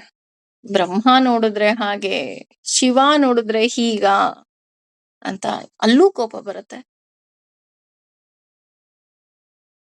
ಕೋಪ ಬಂದ ತಕ್ಷಣ ಅಲ್ಲೂ ಸಹ ಶಿವನಿಗೆ ಶಾಪ ಕೊಡ್ತಾರೆ. ನಿನಗೆ ಎಂದೂ ಸಹ ಭೂಲೋಕದಲ್ಲಿ ನಿನ್ನ ಮನುಷ್ಯನ ರೂಪದಲ್ಲಿ ಪೂಜೆ ಇರೋ ಹಾಗಿಲ್ಲ. ನಿನ್ನ ಲಿಂಗ ರೂಪದಲ್ಲಿ ಪೂಜೆ ಮಾಡ್ಲಿ ಅಂತ ಹೇಳಿ ಶಾಪ ಕೊಟ್ಬಿಡ್ತಾರೆ. ಅಲ್ಲಿಂದ ಇನ್ನೂ ಕೋಪ ಜಾಸ್ತಿ ಆಗೋಗುತ್ತೆ. ಕೋಪ ಜಾಸ್ತಿ ಆಗಿ ವೈಕುಂಠಕ್ಕೆ ಬರ್ತಾರೆ. ವೈಕುಂಠಕ್ಕೆ ಬಂದ್ರೆ ನಮ್ಮೆಲ್ಲರಿಗೂ ಗೊತ್ತು, ಶಾಂತಾಕಾರಂ ಭುಜಗಶಯನಂ ಪದ್ಮನಾಭಂ ಸುರೇಶಂ ಅನ್ನೋ ಹಾಗೆ ಭಗವಂತ ಹಾವಿನ ಮೇಲೆ ಆರಾಮಾಗಿ ಪ್ರಶಾಂತವಾಗಿ ಮಲಗಿರ್ತಾನೆ. ಲಕ್ಷ್ಮೀ ದೇವಿ ಕಾಲೊತ್ತುತ್ತಾ ಇರ್ತಾಳೆ. ಕಾಲೊತ್ತುತ್ತಾ ಇರ್ಬೇಕಾರೆ ಅವ್ರಿಗೆ ಇನ್ನೂ ಕೋಪ ಬಂದ್ಬಿಡತ್ತೆ. ನಾನ್ ಬಂದ್ರೂ ಯಾರು ನನಗೆ ಬೆಲೆ ಕೊಡ್ಲಿಲ್ವಲ್ಲ ಅನ್ನೋ ಒಂದು ಕೋಪಕ್ಕೆ ಏನ್ ಮಾಡ್ತಾರೆ, ಬಂದ ಹಾಗೆ ಮಹಾವಿಷ್ಣುವಿನ ಎದೆಗೆ ಒದ್ದು ಬಿಡ್ತಾರೆ. ಮಹಾವಿಷ್ಣು ಮಲಗಿರುವುದಿಲ್ಲ. ನಮ್ಮೆಲ್ಲರಿಗೂ ಗೊತ್ತು, ಯೋಗ ನಿದ್ರೆಯಲ್ಲಿ ಇರ್ತಾರೆ. ಏನೇನಾಯ್ತು, ಹೇಗಾಯ್ತು ಎಲ್ಲವುದೂ ಸಹ ಭಗವಂತನಿಗೆ ಗೊತ್ತಿರುತ್ತೆ. ಗೊತ್ತಾದ ತಕ್ಷಣ ಆತ ಎದ್ದು, ಅಯ್ಯೋ, ನಾನು ಅಲಂಕಾರ ಪ್ರಿಯ, ತುಂಬಾ ಒಡವೆಗಳನ್ನ ಹಾಕೊಳ್ತೀನಿ. ಹಾಗಾಗಿ ಈ ನನ್ನ ಒಡವೆಗಳೆಲ್ಲ ನಿಮ್ ಕಾಲಿಗೆ ತಾಕ್ ಬಿಡ್ತೇನೋ, ನಿಮ್ ಕಾಲ್ ನೋವಾಯ್ತೇನೋ ಅಲ್ವಾ, ಇರಿ ಬನ್ನಿ ಕೂತ್ಕೊಳ್ಳಿ ಅಂತ ಏನ್ ಮಾಡ್ತಾರೆ, ಭೃಗು ಮಹರ್ಷಿಗಳನ್ನ ಕೂರಿಸ್ತಾರೆ. ಕೂರಿಸ್ಬಿಟ್ಟು ಕಾಲ್ ಒತ್ತುತ್ತಾ ಭೃಗು ಮಹರ್ಷಿಗಳ ಕಾಲಿನ ಕೆಳಗಡೆ ಒಂದು ಅಜ್ಞಾನದ ಕಣ್ಣಿರುತ್ತೆ. ಆ ಅಜ್ಞಾನದ ಕಣ್ಣನ್ನ ಕಾಲ್ ಒತ್ತುತ್ತಾ ತೆಗೆದು ಬಿಡ್ತಾರೆ. ಹಾಗೆ ತೆಗೆದ ತಕ್ಷಣ ಭೃಗು ಮಹರ್ಷಿಗೆ ತಮ್ಮ ತಪ್ಪಿನ ಅರಿವಾಗತ್ತೆ. ತಮ್ಮ ತಪ್ಪಿನ ಅರಿವಾಗಿ ಭಗವಂತನ ಕಾಲಿಗೆ ಬೀಳ್ತಾರೆ. ಅಯ್ಯೋ ಭಗವಂತ, ದಯವಿಟ್ಟು ಕ್ಷಮಿಸ್ಬಿಡಪ್ಪ, ನಾನು ಏನು ಮಾಡಕ್ ಹೋದೆ, ನೀವೇ ಸೃಷ್ಟಿ ಸ್ಥಿತಿ ಸಂಹಾರ ಅಲ್ವಾ, ಅದೇ ಬಿಟ್ಟು ನಾನು ನಿಮ್ಮನ್ನ ಪರೀಕ್ಷೆ ಮಾಡೋಕ್ ಬಂದೆ, ಈ ರೀತಿ ಶಾಪಗಳನ್ನು ಕೊಟ್ಬಿಟ್ಟೆ, ನನ್ನಿಂದ ದೊಡ್ಡ ತಪ್ಪಾಗೋಯ್ತು, ದಯವಿಟ್ಟು ಕ್ಷಮಿಸು ಅಂತ ಅವರ ಕಾಲನ್ನ ಹಿಡಿತಾರೆ.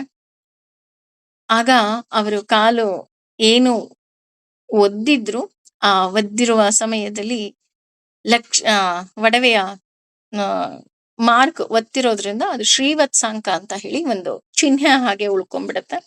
ನಮ್ಮೆಲ್ಲರಿಗೂ ಗೊತ್ತು, ಈ ಕತೆ ಮುಂದಿನ ಭಾಗದಲ್ಲಿ ಲಕ್ಷ್ಮಿ ಕೋಪ ಮಾಡ್ಕೊಂಡು ಭೂಲೋಕಕ್ಕೆ ಬರ್ತಾಳೆ. ಆ ಕಥೆಯನ್ನ ಮುಂದೆ ಯಾವಾಗಾದ್ರೂ ವಿವರಣೆಯನ್ನ ಖಂಡಿತ ಕೊಡ್ತೀನಿ. ಬಟ್ ಈ ಶ್ರೀವತ್ಸಾಂಕ ಯಾಕೆ ಬಂತು ಅಂತ ನಿಮಗೆ ಗೊತ್ತಾಗ್ಬೇಕು ಅಂತ ಹೇಳಿ ಇದನ್ನ ಕೊಟ್ಟಿದ್ದು.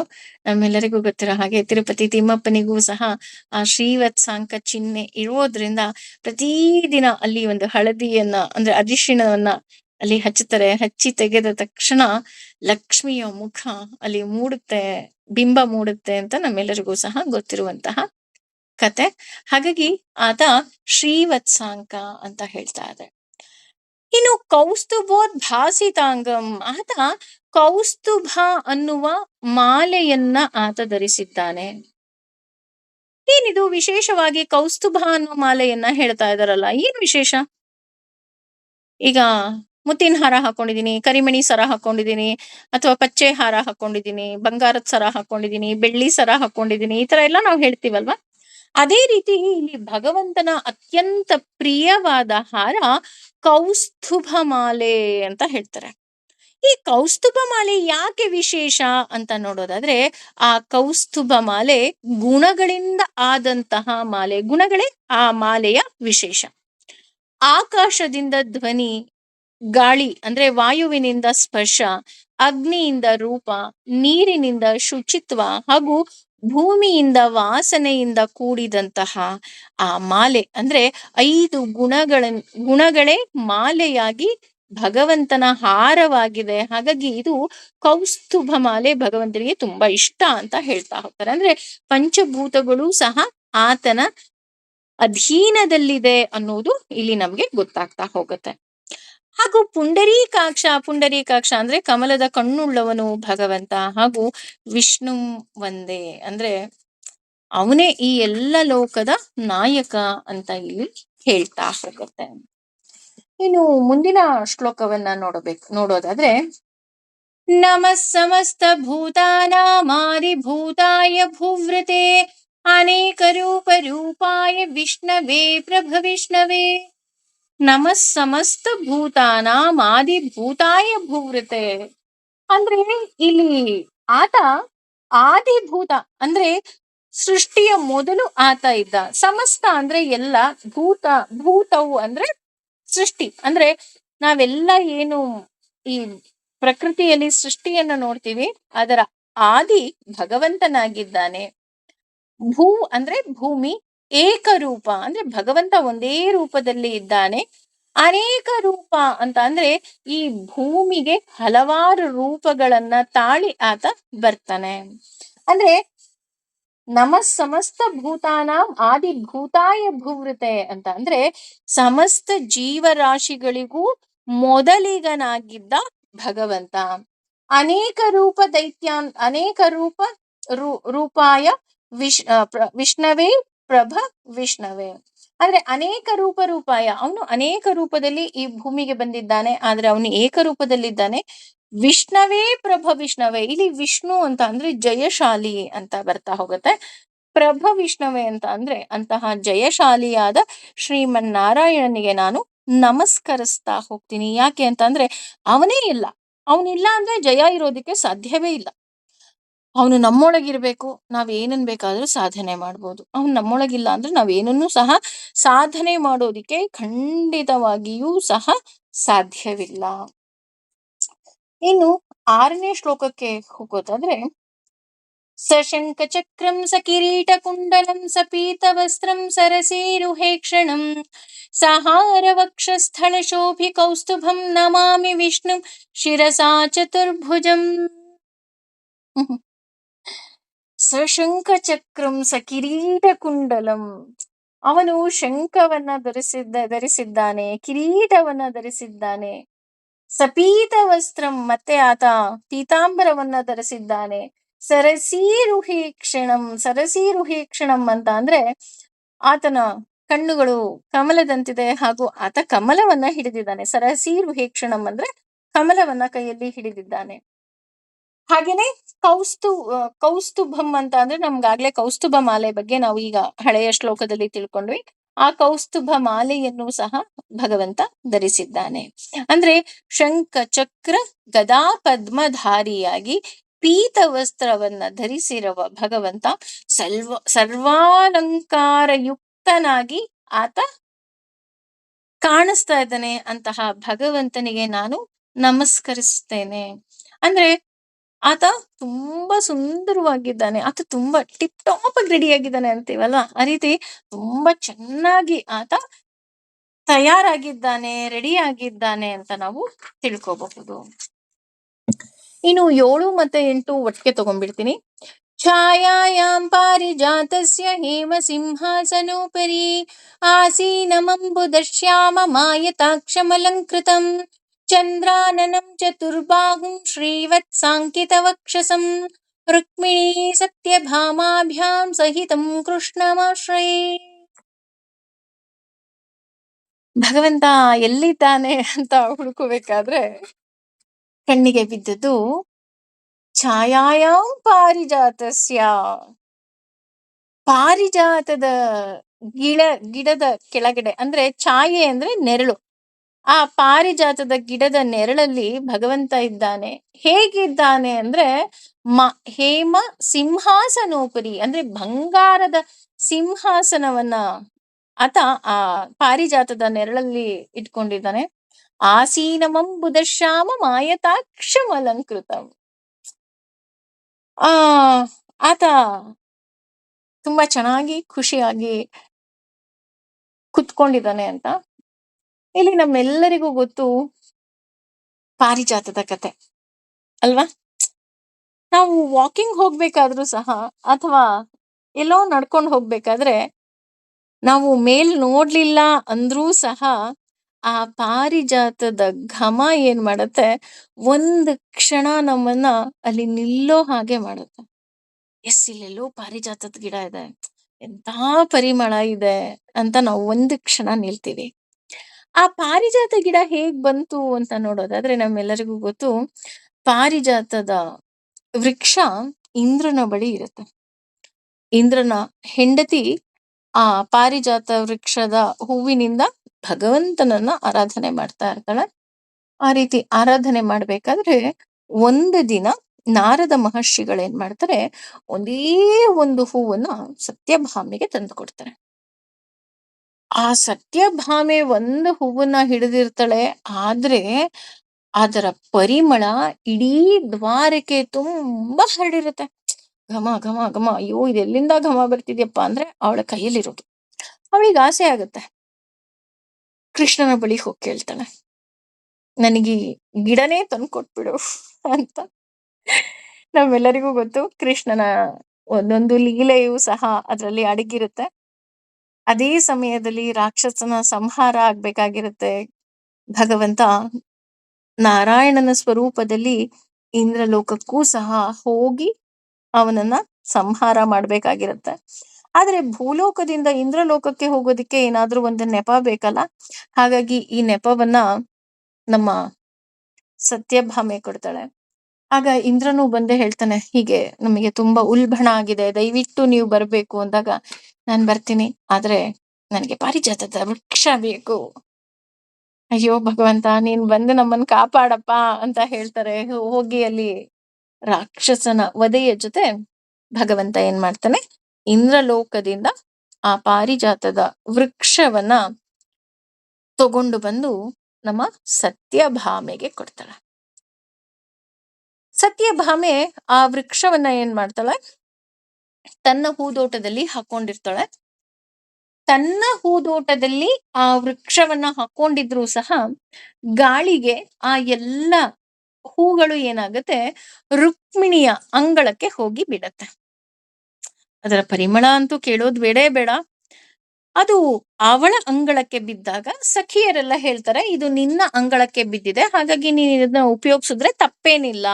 ಅಂದ್ರೆ ನೀನೇನ್ ಹೋಗಿ ಕಿತ್ಕೊಂಡಿಲ್ಲ ಅಲ್ವಾ, ಅದಾಗದೇ ಗಾಳಿಗೆ ಬಂದ್ ಬಿದ್ದಿದೆ, ಹಾಗಾಗಿ ನೀನ್ ಇದನ್ನ ಉಪಯೋಗಿಸ್ಕೋಬಹುದು ಅಂತ ಹೇಳ್ತಾರೆ. ತಕ್ಷಣ ಅದರಿಂದ ಒಂದು ಹೂಮಾಲೆಯನ್ನ ಮಾಡಿ ರುಕ್ಮಿಣಿ ಕೃಷ್ಣನಿಗೆ ಅರ್ಪಿಸ್ತಾಳೆ. ಕೃಷ್ಣನೂ ಸಹ ತುಂಬಾ ಪ್ರೀತಿಯಿಂದ ಅದನ್ನ ರುಕ್ಮಿಣಿಯ ತಲೆಗೆ ಮೂಡಿಸ್ತಾನೆ. ಇದನ್ನ ನೋಡಿದ ಸತ್ಯಭಾಮೆಗೆ ಹೊಟ್ಟೆ ಕಿಚ್ಚು ತಡ್ಕೊಳ್ಳೋದಿಕ್ ಸಾಧ್ಯ ಇಲ್ಲ. ಅವಳಿಗೆ ಹೆಣ್ಮಕ್ಳು ತುಂಬಾ ಕೋಪ, ಹೊಟ್ಟೆ ಕಿಚ್ಚು ಎಲ್ಲ ಬಂದ್ಬಿಡತ್ತೆ. ತಕ್ಷಣ ಆಕೆ ಶಾಪ ಕೊಟ್ಬಿಡ್ತಾಳೆ, ಈ ಪಾರಿಜಾತ ತುಂಬಾ ಹೊತ್ತು ಇರೋದು ಬೇಡ. ಆಕೆಯ ಶಾಪದ ಫಲನೋ ಏನೋ, ಈಗ್ಲೂ ಸಹ ಪಾರಿಜಾತ ತುಂಬಾ ಹೊತ್ತು ಇರುವುದಿಲ್ಲ. ಬೇಗ ಬಾಡುವಂತಹ ಹೂಗಳಲ್ಲಿ ಪಾರಿಜಾತವೂ ಸಹ ಒಂದು. ಹಾಗೆ ಈ ಪಾರಿಜಾತ ಭೂಮಿಗೆ ಬಂತು, ಭೂಲೋಕಕ್ಕೆ ಬಂತು. ಛಾಯಾಯಾಂ ಪಾರಿಜಾತಸ್ಯ ಹೇಮ ಸಿಂಹಾಸನೋಪರಿ ಆಸೀನಮಂಬುದಶ್ಯಾಮ ಮಾಯತಾಕ್ಷಮಲಂಕೃತಂ. ಅಂದ್ರೆ ಪಾರಿಜಾತದ ವೃಕ್ಷದ ಕೆಳಗಡೆ ಚಿನ್ನದ ಸಿಂಹಾಸನದ ಮೇಲೆ ಆಸೀನವಾಗಿರುವ ಭಗವಂತ ಆ ನೆರಳಲ್ಲಿ ತುಂಬಾ ಕಪ್ಪು ಕಾಣ್ತಾ ಇದ್ದಾನೆ. ನೆರಳಲ್ಲಿ ಯಾರು ನಿಂತ್ಕೊಂಡ್ರೆ ಬೆಳ್ಳಕ್ಕೆ ಹೇಗ್ ಕಾಣಕ್ ಸಾಧ್ಯ, ಕಪ್ಪು ಕಾಣ್ತಾ ಇದ್ದಾನೆ. ಹೌದಾ ಅಂತ ನೋಡೋದಾದ್ರೆ ಇಲ್ಲ. ಚಂದ್ರಾನನಂ ಚತುರ್ಬಾಹುಂ ಶ್ರೀವತ್ ಸಾಂಕಿತ ವಕ್ಷಸಂ ರುಕ್ಮಿಣೀ ಸತ್ಯಭಾಮಾಭ್ಯಾಂ ಸಹಿತಂ ಕೃಷ್ಣಮಾಶ್ರಯೇ. ಅವರಿಬ್ರು ಈಗ ಸತ್ಯಭಾಮೆ ಶಾಪ ಕೊಟ್ಲು, ರುಕ್ಮಿಣಿ ಹೂ ಮುಡ್ಕೊಂಡ್ಲು. ಇದೆಲ್ಲ ಆದ್ಮೇಲೆ ನಮ್ಮ ಕೃಷ್ಣನಿಗೆ ಹೇಳ್ಬೇಕಾ, ಇಬ್ಬರಿಗೂ ಸಹ ಸಮಾಧಾನವನ್ನ ಮಾಡ್ತಾನೆ. ಸಮಾಧಾನವನ್ನ ಮಾಡಿ ಆ ಚಂದ್ರನ ರೀತಿಯಲ್ಲಿ ಕಾಣುವಂತಹ ಭಗವಂತ, ಅಂದ್ರೆ ಅಷ್ಟು ಸುಂದರಾಂಗನಾಗಿದ್ದಾನೆ, ಅದು ತುಂಬಾ ಬ್ಯೂಟಿಫುಲ್ ಆಗಿದ್ದಾನೆ. ಅವನ ಆ ಅಲಂಕಾರವನ್ನ, ಅವನ ಆ ಸೌಂದರ್ಯವನ್ನ ಹೊಗಳೋದಿಕ್ಕೆ ಸಾಧ್ಯವೇ ಇಲ್ಲ. ಅಂತಹ ಭಗವಂತ ತುಂಬಾ ಸುಂದರವಾಗಿದ್ದಾನೆ. ಆದ್ರೆ ಈ ಬಾರಿ ಅವನೊಬ್ನೇ ಕೂತ್ಕೊಂಡಿಲ್ಲ. ರುಕ್ಮಿಣೀ ಸತ್ಯಭಾಮಾಭ್ಯಾಂ ಅಂದ್ರೆ ಆ ಸಿಂಹಾಸನದ ಮೇಲೆ ಒಂದು ಕಡೆ ರುಕ್ಮಿಣಿ, ಒಂದು ಕಡೆ ಸತ್ಯಭಾಮೆ, ಇಬ್ಬರನ್ನ ಆ ಪಾರಿಜಾತದ ನೆರಳಲ್ಲಿ ಕೂರಿಸಿಕೊಂಡು ಆ ಸಿಂಹಾಸನದ ಮೇಲೆ ವಿಜೃಂಭಿಸ್ತಾ ಇದ್ದಾನೆ. ಅದರ ಪರಿಮಳ ಎಲ್ಲೆಡೆ ಹರಡಿದೆ. ಈಗ್ಲೂ ಸಹ ಆ ಪಾರಿಜಾತದ ಪರಿಮಳ ಎಲ್ಲಿಂದ ಬರ್ತಿದ್ಯಪ್ಪ ಅಂದ್ರೆ, ನನ್ನ ಭಗವಂತ ಅಲ್ಲಿ ಕೂತಿರೋದ್ರಿಂದ, ಅವನು ಅಷ್ಟೊಂದು ಸಂತೋಷವಾಗಿರೋದ್ರಿಂದ ಆ ಎಲ್ಲ ಅವನ ಸಂತೋಷ ಏನಾಗಿದೆ ಆ ಪರಿಮಳದ ಮೂಲಕ ಸೂಸ್ತಾ ಇದೆ ಅಂತ ಹೇಳ್ತಾರೆ. ಇದಕ್ಕಾಗಿಯೇ ಏನೋ ಇರಬಹುದೋ ಏನೋ, ನನಗೆ ಗೊತ್ತಿಲ್ಲ. ಈಗಲೂ ಸಹ ಪಾರಿಜಾತ ವೃಕ್ಷಕ್ಕೆ ಸಾಕಷ್ಟು ಮಂದಿ ಪೂಜೆಯನ್ನ ಮಾಡ್ತಾರೆ. ಅಂದ್ರೆ ಅದು ಸಹ ನಮ್ಮೆಲ್ಲರಿಗೂ ಗೊತ್ತಿರೋ ಹಾಗೆ ಕ್ಷೀರ ಸಮುದ್ರ ಮಂಥನದಲ್ಲಿ ಸಿಕ್ಕಂತಹ ವಸ್ತುಗಳಲ್ಲಿ ಅದೂ ಸಹ ಒಂದು ಪಾರಿಜಾತ ವೃಕ್ಷ. ಹಾಗಾಗಿ ಆ ಪಾರಿಜಾತ ವೃಕ್ಷಕ್ಕೆ ಈಗಲೂ ಸಹ ಮನೆಯಲ್ಲಿ ಇಟ್ಕೊಳ್ತಾರೆ, ಪೂಜೆ ಮಾಡ್ತಾರೆ. ಚೆನ್ನಾಗಿದೆ ಅಂತ. ಅಂದ್ರೆ ಯಾಕೆ ಚೆನ್ನಾಗಿದೆ ಅಂದ್ರೆ, ಭಗವಂತ ಅದ್ರ ಕೆಳಗಡೆ ರಾರಾಜಿಸ್ತಾ ಇರ್ತಾನೆ. ಹಾಗಾಗಿ ಅದರ ಪರಿಮಳ ಎಲ್ಲೆಡೆ ಹರಡಿದೆ ಅಂತ ಇಲ್ಲಿ ಹೇಳ್ತಾ ಹೋಗ್ತಾರೆ. ನಾನು ಆಗ್ಲೇ ಹೇಳಿದ ಹಾಗೆ ಭಗವಂತ ಹೇಗಿದ್ದಾನೆ ಅನ್ನೋದಕ್ಕೆ ತುಂಬಾ ವಿಭಿನ್ನ ಭಿನ್ನ ರೀತಿಯಲ್ಲಿ ಈ 8 ಶ್ಲೋಕಗಳು ಇದೆ. ಮೊದಲನೆಯ ಶ್ಲೋಕದಲ್ಲಿ ಕ್ಷೀರೋದನ್ವತ್ ಪ್ರದೇಶೆ ಅಂತ ಹೇಳ್ತಾ ಭಗವಂತನ ವಿಳಾಸವನ್ನ ಹೇಳ್ತಾ ಹೋದ್ರೆ, ಭೂಫ್ಪಾದೌ ಯಸ್ಯ ನಾಭಿರ್ ಅನ್ನುವ ಈ ಶ್ಲೋಕದಲ್ಲಿ ಆತ ಎಷ್ಟು ವಿಶಾಲವಾಗಿದ್ದಾನೆ ಅಂತ ಹೇಳ್ತಾ ಹೋಗ್ತಾರೆ. ಶಾಂತಾಕಾರಂ ಭುಜಗ ಶಯನಂ ಅಲ್ಲಿ ನಮ್ಮೆಲ್ಲರಿಗೂ ಗೊತ್ತಿರೋ ಹಾಗೆ ಭಗವಂತ ಶಾಂತ ಸ್ವರೂಪದಲ್ಲಿ ಇದ್ದಾನೆ ಅಂತ ಹೇಳ್ತಾ ಹೋದ್ರೆ, ಮೇಘಶ್ಯಾಮಂ ಪೀತ ಕೌಶೇಯವಾಸಂ ಅಂತ ಹೇಳ್ಬೇಕಾದ್ರೆ ಭಗವಂತನಿಗೆ ಶ್ರೀವತ್ಸಾಂಕ ಅಂತ ಯಾಕೆ ಬಂತು, ಆ ಚಿಹ್ನೆ ಹೇಗ್ ಬಂತು, ಹಾಗೆ ಕೌಸ್ತುಭ ಮಾಲೆಯ ವಿಶೇಷ ಲಕ್ಷಣಗಳನ್ನ ಇಲ್ಲಿ ಹೇಳ್ತಾ ಹೋಗ್ತಾರೆ. ನಮಃ ಸಮಸ್ತ ಭೂತಾನಾಂ ಅನ್ಬೇಕಾದ್ರೆ ಶ್ಲೋಕ ತುಂಬಾ ಚಿಕ್ಕದಾದ್ರೂ ಅರ್ಥ ತುಂಬಾ ತುಂಬಾ ವಿಶಾಲವಾಗಿದೆ, ತುಂಬಾ ಆಳವಾಗಿದೆ. ಯಾಕೆ ಅಂತ ಅಂದ್ರೆ ಅದರಲ್ಲಿ ಸೃಷ್ಟಿಯ ಮೂಲ ಭಗವಂತ ಅಂತ ಇಲ್ಲಿ ವಿವರಣೆಯನ್ನ ಕೊಡ್ತಾ ಹೋಗ್ತಾರೆ. ಹಾಗೆ ಸಶಂಕ ಚಕ್ರಂ ಸ ಕಿರೀಟ ಕುಂಡಲಂ ಅಂತ ಹೇಳ್ಬೇಕಾದ್ರೆ ಭಗವಂತ ಶಂಖ ಚಕ್ರ ಗದಾ ಪದ್ಮವನ್ನ ಧರಿಸಿ ಆತ ಸರ್ವಾಲಂಕಾರ ಭೂಷಿತನಾಗಿ ಇದ್ದಾನೆ ಅಂತ ಹೇಳ್ತಾ ಹೋಗ್ತಾರೆ. ಹಾಗೆ ಛಾಯಾಯಾಮ್ ಮತ್ತು ಚಂದ್ರಾನನಂ ಚತುರ್ಬಾಹುಂ ಅನ್ನೋ 2 ಶ್ಲೋಕದಲ್ಲಿ ಭಗವಂತ ಯಾಕೆ ಪಾರಿಜಾತದ ವೃಕ್ಷದ ಬಗ್ಗೆ ಇಲ್ಲಿ ವಿವರಣೆ ಕೊಡ್ತಾ ಅವನು ಎಷ್ಟು ಸುಂದರವಾಗಿದ್ದಾನೆ, ಹಾಗೂ ರುಕ್ಮಿಣಿ ಮತ್ತು ಸತ್ಯಭಾಮೆಯರ ಜೊತೆ ಆ ಪಾರಿಜಾತದ ವೃಕ್ಷದ ಕೆಳಗಡೆ ನನ್ನ ಭಗವಂತ ಕೂತಿದ್ದಾನೆ. ಅವನು ಕೂತ್ಕೊಳ್ಳೋದಷ್ಟೇ ಅಲ್ಲ, ಅದರ ಪರಿಮಳ ಎಲ್ಲಿಂದ ಬರ್ತಿದೆ ಅಂತ ಗೊತ್ತಾಯ್ತು. ಹಾಗೇನೆ ಈಗಲೂ ಸಹ ಆ ಸತ್ಯಭಾಮೆಯ ಜಾಗದಲ್ಲಿ ಇದ್ದಂತಹ ಆ ವೃಕ್ಷ, ಆ ಹೂವೆಲ್ಲ ರುಕ್ಮಿಣಿಯ ತೋಟಕ್ಕೆ ಬಿತ್ತು, ಅಂದ್ರೆ ಆ ಜಾಗಕ್ಕೆ ಬಿತ್ತು. ಬಿದ್ದಂತಹ ಹೂವನ್ನೇ ರುಕ್ಮಿಣಿ ಪೂಜೆ ಮಾಡಿದ್ದರಿಂದನೇ ಇರ್ಬೇಕು ಏನೋ ಗೊತ್ತಿಲ್ಲ. ಈಗ್ಲೂ ಸಹ ನಾವು ಪಾರಿಜಾತದ ಹೂವಿಗೆ ಏನು ನೋ ಕಮೆಂಟ್. ಕೆಳಗಡೆ ಬಿದ್ದಿದ್ರು ಅದನ್ನ ಶುಭ್ರವಾಗಿ ತಗೊಂಡು ಬಂದು ಭಗವಂತನಿಗೆ ಪೂಜೆ ಮಾಡ್ತೀವಿ. ಅದೇ ಅವನಿಗಿಷ್ಟ. ಯಾಕೆಂದ್ರೆ ಅಲ್ಲೂ ಸಹ ರುಕ್ಮಿಣಿಗಿದ್ದು ನಿಷ್ಕಲ್ಮಶವಾದ ಪ್ರೇಮ ಅಷ್ಟೆ. ಆ ಹೂವನ್ ನೋಡಿ ಅವಳೇ ಮುಟ್ಕೋಬೋದಿತ್ತಲ್ವಾ, ಅವಳಿಗೆ ಹಂಗ ಅನ್ನಿಸ್ಲಿಲ್ಲ. ಆ ಹೂ ನೋಡ್ತಿದ್ದ ಹಾಗೆ ನಾನು ನನ್ನ ಭಗವಂತನಿಗೆ ಅರ್ಪಿಸ್ಬೇಕು ಅಂತ ಮಾಲೆಯನ್ನ ಮಾಡಿ ಕೃಷ್ಣನಿಗೆ ಹಾಕ್ತಾಳ. ಹಾಗಾಗಿಯೇ ಕೃಷ್ಣನಿಗೆ ತುಂಬಾ ಇಷ್ಟವಾದ ಹೂವು ಪಾರಿಜಾತ. ಈಗ್ಲೂ ಸಹ ನಾವು ಕೃಷ್ಣ ಅಥವಾ ನಾರಾಯಣನ ಪೂಜೆಗೆ ತುಳಸಿಗೆ ಎಷ್ಟು ಮಹತ್ವವನ್ನ ಕೊಡ್ತಾ ಹೋಗ್ತೀವೋ ಅಷ್ಟೇ ಮಹತ್ವವನ್ನ ಪಾರಿಜಾತಕ್ಕೂ ಕೊಡ್ತೀವಿ. ಯಾಕೆಂದ್ರೆ ಪಾರಿಜಾತದ ಒಂದೇ ಒಂದು ಹೂವು ಭಗವಂತನಿಗೆ ಪ್ರೀತಿಯಿಂದ ಅರ್ಪಿಸಿದ್ರೆ ಸಾಕು, ನಮ್ಮ ಎಲ್ಲ ಕಷ್ಟ ಕಾರ್ಪಣ್ಯಗಳು ಸಹ ತೊಲುಕ್ತಾ ಹೋಗುತ್ತೆ ಅಂತ. ಹಾಗಾಗಿ ಈಗ್ಲೂ ಸಹ ಪಾರಿಜಾತಕ್ಕೆ ಅದರದೇ ಆದ ವಿಶೇಷತೆ ಇದೆ. ಹಾಗಾಗಿ ಆ ಹೂವನ್ನ ಕೆಳಗಡೆ ಬಿದ್ರೂ ಸಹ ನಾವು ತಗೊಂಡು ಬಂದು ಪೂಜೆಯನ್ನ ಮಾಡ್ತೀವಿ. ಹೀಗೆ ನನ್ನ ಭಗವಂತ ಬಹಳ ಸುಂದರವಾಗಿದ್ದಾನೆ, ಬಹಳ ಆಕರ್ಷಿತನಾಗಿದ್ದಾನೆ. ಅಷ್ಟೇ ಅಲ್ಲ, ಆತ ಹಿ ಸೋ ಸ್ವೀಟ್ ಅನ್ನೋ ಹಾಗೆ ಅವನು ನಮ್ಮೆಲ್ಲರಿಗೂ ಸಹ ಒಳಿತನ್ನ ಮಾಡ್ತಾ ಇದ್ದಾನೆ. ಈ ಧ್ಯಾನಂ ಹೇಳ್ಬೇಕಾದ್ರೆ ನಾನು ಹೇಳದ್ನಲ್ಲ, ಆದಷ್ಟು ಬಾಯಿಪಾಠವನ್ನ ಮಾಡಿ ಕಣ್ಮುಚ್ಚಿ ಈ ಎಲ್ಲ ಕಥೆಗಳನ್ನ ನೆನಪಿಸ್ಕೊಳ್ತಾ ಈ ಶ್ಲೋಕಗಳನ್ನ ಹೇಳಿದಾಗ ಮುಂದಿನ ಸಹಸ್ರನಾಮವನ್ನ ಹೇಳಬೇಕಾದ್ರೆ ನಮಗೆ ಅವನ ಒಂದೊಂದು ರೂಪವೂ ಸಹ ನಮ್ಮ ಕಣ್ಮುಂದೆ ಬರ್ತಾ ಹೋಗುತ್ತೆ. ಯಾಕೆ ಅಂತ ಅಂದ್ರೆ ಧ್ಯಾನ ಅನ್ನೋದೇ ಅವನು ಹೇಗಿದ್ದಾನೆ ಅಂತ ತಿಳ್ಕೊಳ್ಳೋದಿಕ್ಕೆ. ಸೊ ಆ ರೀತಿ ತಿಳ್ಕೊಳ್ಳುವಂತಹ ಒಂದು ಪುಟ್ಟ ಪ್ರಯತ್ನವನ್ನ ನಾವು ಮಾಡಿದೀವಿ ಅಂತ ನಾನು ಅನ್ಕೊಳ್ತೀನಿ. Thank you so much. Hari Om. ಸರ್ವಂ ಶ್ರೀ ಕೃಷ್ಣಾರ್ಪಣಮಸ್ತು. ಸರ್ವೇ ಜನ ಸುಖಿನೋ ಭವಂತು. ಸಮಸ್ತ ಸನ್ಮಂಗಲಾನಿ ಭವಂತು. ಮುಂದಿನ ತರಗತಿಯಲ್ಲಿ ಅವನ 1000 ನಾಮದ ಅಂದ್ರೆ ಭೀಷ್ಮ ಪಿತಾಮಹ ಏನು ಒಂದು ಹೂಮಾಲೆಯನ್ನ ಕೊಟ್ರು, ಅದ್ರಲ್ಲಿ ಒಂದೊಂದೇ ಹೂವನ್ನ ತೆಗೆದು ಆ ಒಂದೊಂದು ಹೂವಲ್ಲಿ ಏನೇನು ವಿಶೇಷತೆ ಇದೆ ಅಂತ ಖಂಡಿತವಾಗ್ಲೂ ತಿಳ್ಕೊಳ್ಳೋಣ. ಐ ಹೋಪ್ ನೀವೆಲ್ಲ ಎಂಜಾಯ್ ಮಾಡ್ತಾ ಇದ್ದೀರಾ ಅಂತ ಅನ್ಕೊಳ್ತೀನಿ. Thank you so much.